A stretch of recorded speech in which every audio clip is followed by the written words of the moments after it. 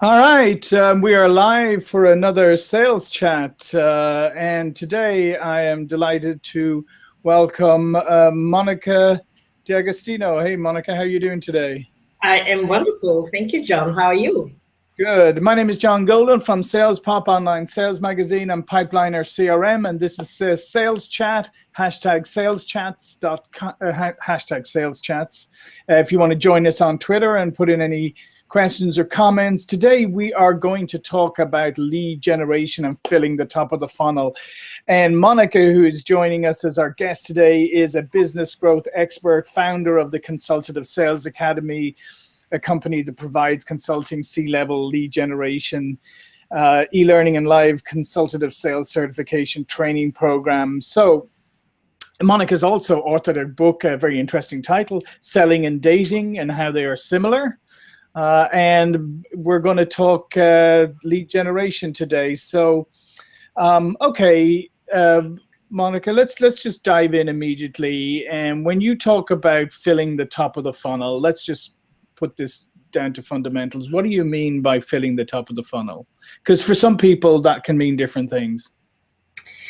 Well, thanks for the question. I think it's really important to clarify that. Well, if you envision a funnel, what I mean by filling the top of the funnel is really the first touch point with prospects.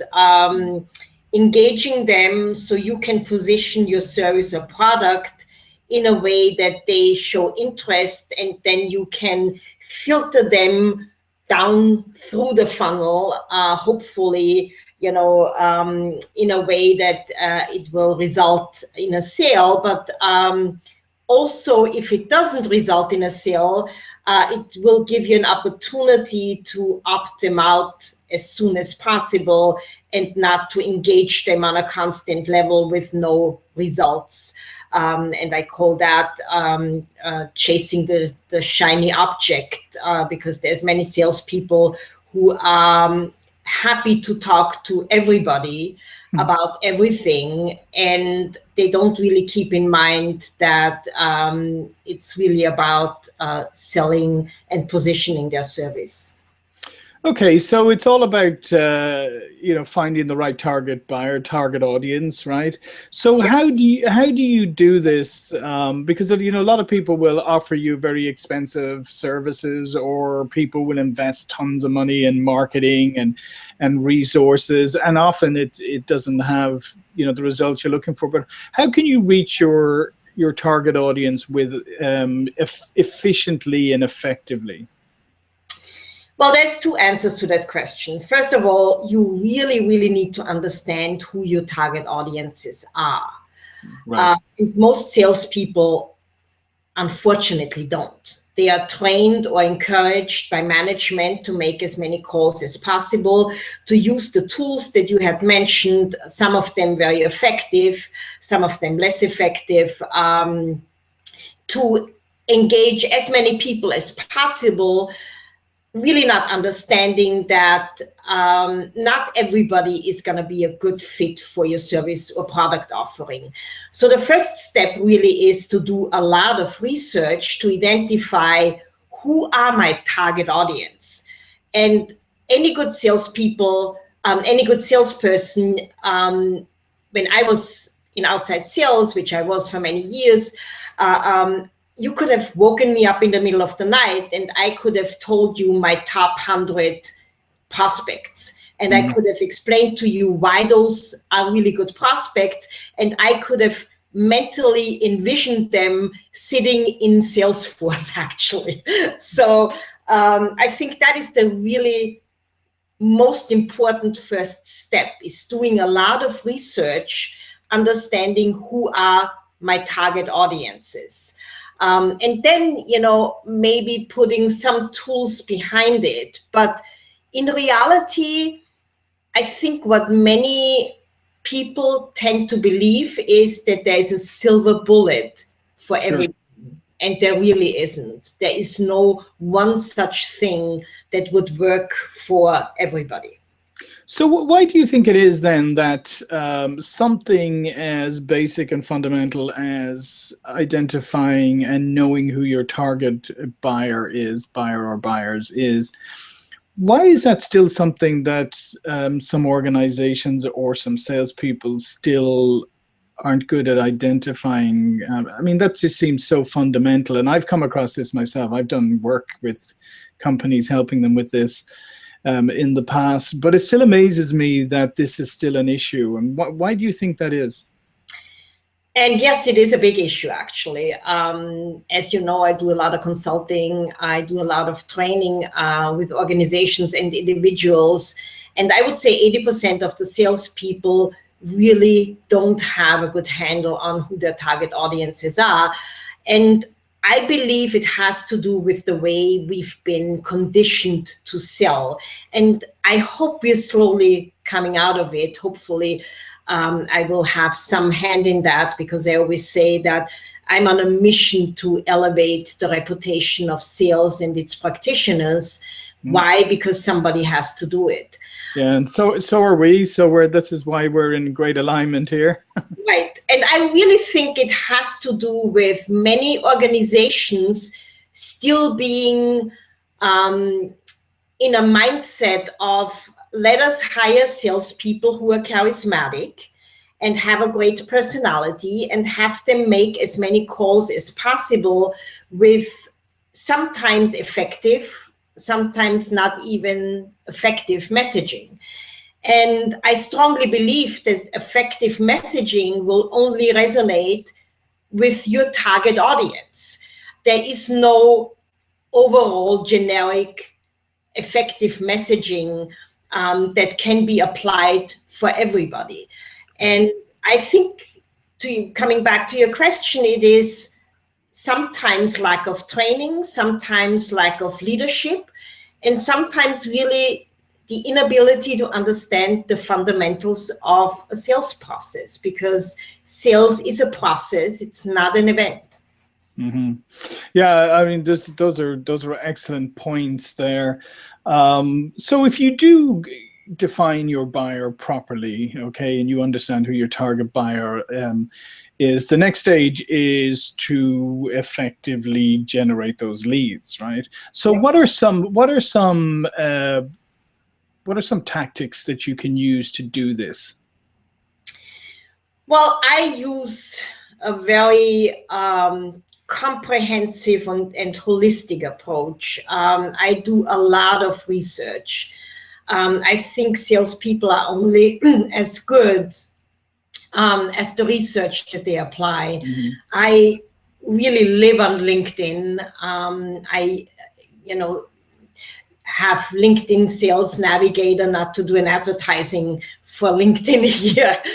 It wouldn't benefit me at all. But I think it's really the professional social media network that every person should be using these days. And if you don't have an active profile on LinkedIn, you really don't exist in the professional world.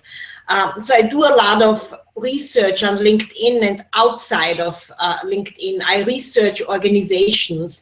I go on their websites. I identify what are their value propositions, and are they in any way aligned with the value proposition that I can put behind my own messaging or my client's messaging. I have Google alerts on all of my prospects and clients to understand their world. I'm sorry, to be in a position to effectively engage with them. I think the times where salespeople were selling on the golf course, thank God for women like myself who don't play golf, and taking clients out to dinner and drinks, they are generally over. It's really all about mindful engagement and having the feeling as a prospect that you really matter to the person who is calling on you. And just think about it, when the foot is on the, not the foot, when the shoe is on the other foot. I'm a business owner, and therefore I get a lot of sales calls where people solicit me. And I can tell within 20 seconds if that person is dialing for dollars, if they're going through a list and they're just pitching me, or if it actually is somebody who's been on my website, has reviewed my LinkedIn profile, knows a little bit about my business, and wants to have a meaningful conversation with me. And that is, to me, the fundamental element when you want to engage in a meaningful way, because people buy from people. And it's so often forgotten these days, where we are all getting inundated with marketing messages, with content marketing, with emails where you can tell they are not really tailored towards you or your business model or your needs. They are just, filling your inbox, and it's becoming harder and harder to stand out from the crowd.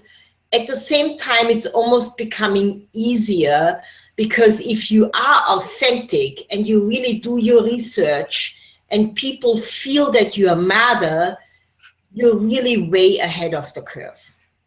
Yeah, I like that concept, because, and I totally agree with you, that if you really want to stand out today, you need to do your homework, right? And you need to project to the prospect that you have enough respect for them, their time, etc., that you have done that research to figure out who they are, what their company is focused on, etc. So it's almost like, would you agree? It's almost like today's salesperson needs to be part research. I mean, research is a big part of what they should be doing, correct? Absolutely. And they also have to be good on the phone. I think where many other mistakes happen in the hiring process is, again, coming back to hiring these charismatic, traditional salespeople.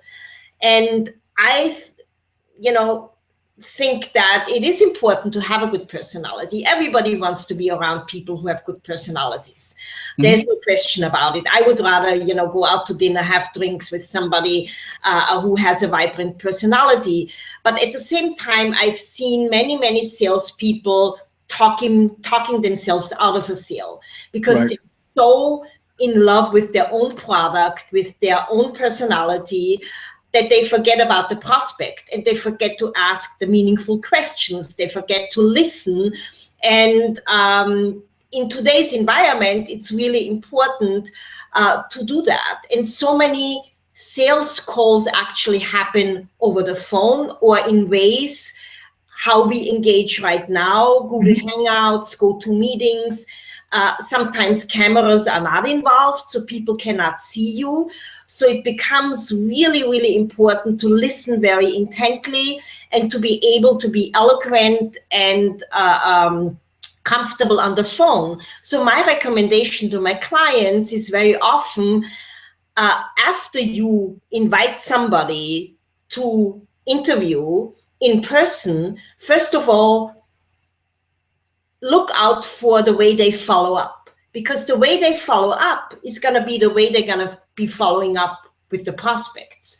But also have them do, a phone interview. Talk to them on the phone and see how they come across over the phone, because that is really important these days. Yeah, no, I totally agree with you. And I think in some ways, you're right. For a long time, we celebrated the gregarious, outgoing salesperson, the guy who walks in and lights up the room, if you like. But it's almost like today maybe the slightly more introverted, more thoughtful, insightful salesperson is really coming to the fore, and that those skills are almost better suited to the way we have to sell today. I absolutely agree with you, especially when it comes to selling the invisible. I do a lot of work in logistics, transportation, technology-enabled solutions, marketing agencies. These are all concepts that need to be communicated in a very sophisticated way. And for people to be analytical and being able to understand concepts, and then also being able to communicate those concepts in a way that the prospect is actually going to understand that. So not to be too high, too conceptual, but also not to be too much into the weeds where you talk about every single detail that might not be relevant to a prospect's buying decision. So walking that fine balance is actually very important. Yeah. Okay. So let's talk a little bit more about leads themselves, right? So, okay, we want to fill the top of the funnel, but we want to fill the top of the funnel with the right kind of leads. So talk about, first of all, let's talk a little bit about some tips you have around how to qualify leads properly, and then maybe we'll talk about how to distribute and engage with those leads. Well, to qualify is, the first step, as I said, is research and making sure you understand what companies would be good clients for you. And that, can be a combination of you already have clients in that space and you want to go after, other clients in that industry, or you're watching trends very carefully where for example, that your technology would sit very well within that industry. And then you need to understand who will I be engaging with within the organization. Do I want to reach out to the C-level? Do I want to reach out to somebody who makes financial decisions, the CFOs, or the accounting department, or do I need to reach out to human resources? And there's a lot of research that is involved, understanding where would your product sit best. And then, when you do your research on LinkedIn or online, you want to start reaching out to those people, having a very strong and robust CRM system in place where you can upload the companies and the contacts, and you can actually put all the information in that CRM system so you can manage it effectively and always go back to it. And a good way of qualifying is really not being afraid to hear a no, thank you. I think that too many salespeople are chasing after a yes. They always want to hear a yes and a yes and yes, I'm interested. Yes, I want to talk to you, which is all good. We all want to hear people who are interested in our service. We all want to engage with them. But at some point, we need to ask those tough qualifying questions to either opt a person, a company, a prospect in or out. And many salespeople are afraid to ask those questions, and they dance around the issue, and then they keep engaging and keep engaging. And when you have a sales cycle that is sometimes 6 months to 5 years long, which is the case with many of my clients. I work with Fortune 500 companies. Some of them have, 1.5 year long sales cycles. At some point, as a salesperson, you need to ask that question. If we can deliver the service the way we've outlined it, will you be buying my service from us, right? And shying away from asking those questions is going to put you in a limbo situation. So you need to have a set of strategically designed questions. The open-ended questions are designed to actually identify a need, like what, are your current issues in this and that environment? Who are the decision makers around, that situation? When would you be, looking at buying a service? But then at some point, you need to go beyond that and ask the really, tough qualifying questions that you need to develop to determine, is this going to be a good prospect for me or not? And is it going to be a short-term prospect? Is it going to be an immediate a short-term or a long-term prospect. Because, you know, sometimes you engage with organizations that would be a good buyer for the product or service that you're offering, but they don't have a budget available until the following year because they have to adhere budget cycles. And these are all questions that you need to ask in order to determine if it's a good prospect for you or not. Yeah, I agree. I think that, you know, oftentimes, you know, people hold on to leads for too long because, as you say, they're reluctant to qualify them out. But just think a moment on what you said. I mean, if you have a sales cycle that could be 6 months to a year and a half, chasing the wrong lead, it could be a hugely expensive prospect, right? It costs you a lot of money. It costs the organization a lot of money, and it costs the salespeople their jobs at times. Mm-hmm. Because it really is the best way to, you know, talk yourself into unemployment. You know, chasing that white rabbit, like in the Wizard of Oz, one of my clients always says that if you do that, you're chasing your way into unemployment. And it's very true, because you only have so much time available a day to really actively engage with a prospect in a meaningful way.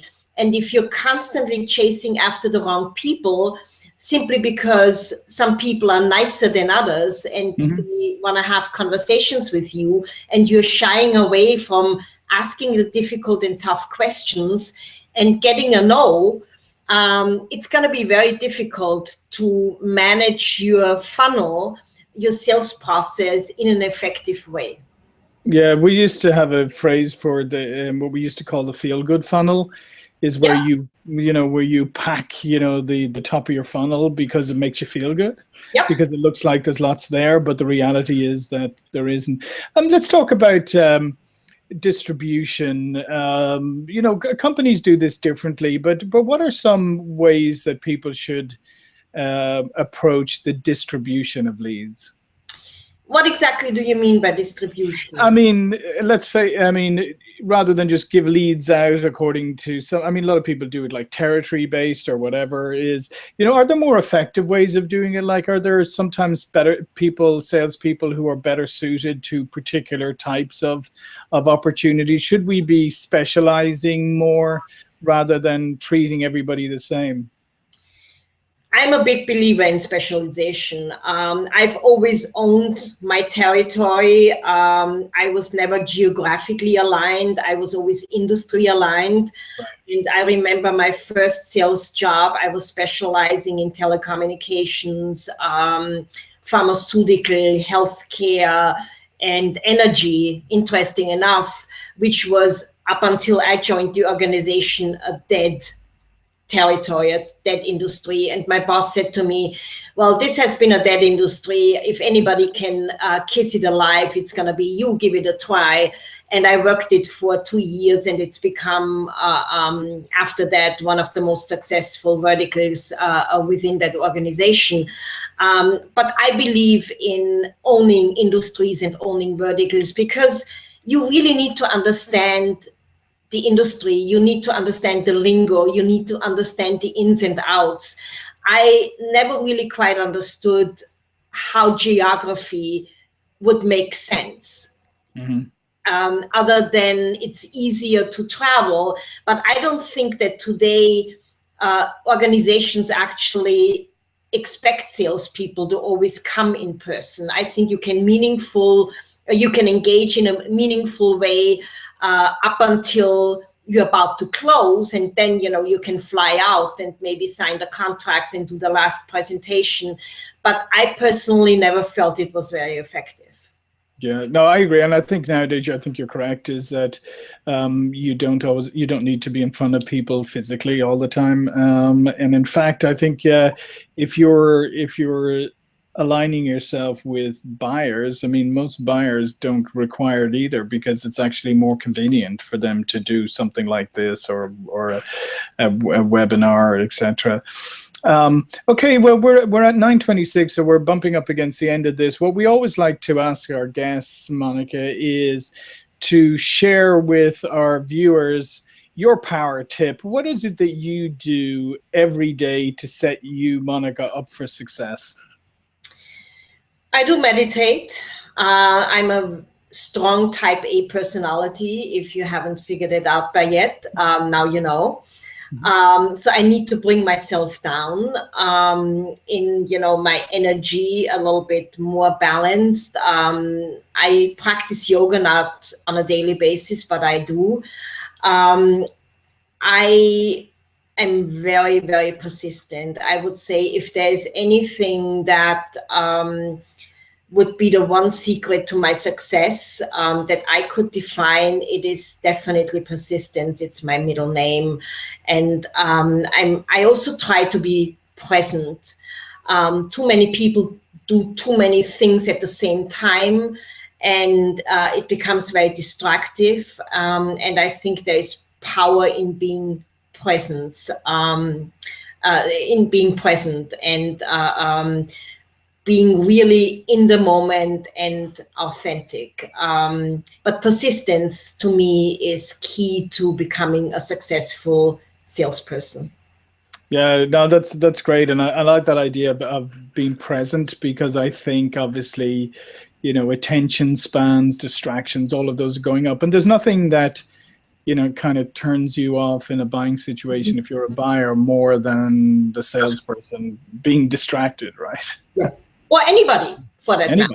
Anybody, yeah. Okay, so as I said, this is Monika D'Agostino. Do you want to spend a couple of moments just tell everybody a little bit more about yourself, about what you do, and how people can contact you? Sure. I mean, you can come to my website, consultativesalesacademy.com. I'm also very active on LinkedIn, as I said. Monika is spelled with a K. I was born in Vienna, Austria. That's where the K comes in.